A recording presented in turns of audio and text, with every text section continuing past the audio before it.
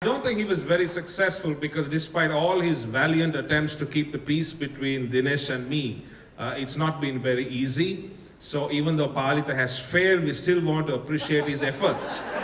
We do give credit for the efforts. Thank you, Palita, and thank you for a fine job done in holding it all together as the MC. As Bertram, your colleague, languishes on that remote island in Indonesia. Now, this is really my final session. And actually, Dinesh was supposed to facilitate this session. This session is by Patrick Lencioni. And when we first put it to Dinesh, he had pronunciation problems with the surname. He started saying Patrick Lancioni.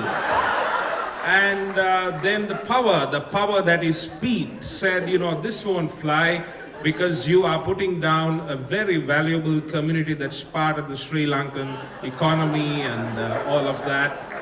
So he was taken off that because he had difficulty in pronouncing the surname. And then the power, Pete told me, it probably has got to do with the school that he went to. And then I remembered another little story about another young fellow who went to the same school. And he was once, that's not Dinesh, but it probably has something to do with the school. So this young fellow, many years ago, was asked, can you give us a sentence that has the words green, pink, and yellow? And this is what the boy said. He said, when I wake up in the morning, my home phone goes green, green, and I pink it up, and I say yellow. So that's probably where this is all coming from, the Lancioni, the green, the pink, and all of that.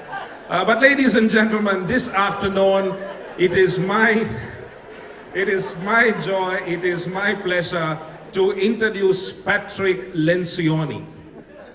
And Patrick Lencioni is the founder and the president of the Table Group. And the Table Group is committed to helping leaders develop organizational health.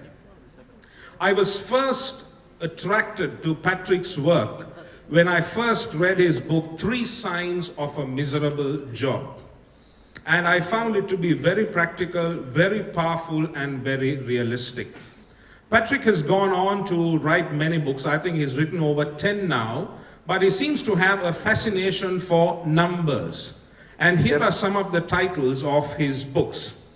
3 Fears That Sabotage Client Loyalty. 4 Obsessions of Leadership. 5 Temptations of a CEO. 5 Dysfunctions of a Team. So he's like the writer of the Proverbs. If you read the Proverbs, you have verses that say there are 3 things I don't understand and 4 things that are beyond my comprehension. So that seems to be Patrick's style. But he writes like he's writing fables, stories.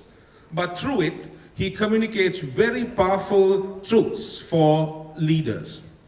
And his premise is simply this: if you possess health, then you have everything else. If you're healthy, then you're set for life.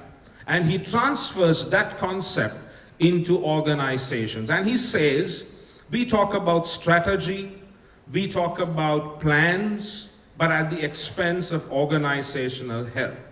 He says we are smart as organizations, we are smart as leaders, but very often we neglect health.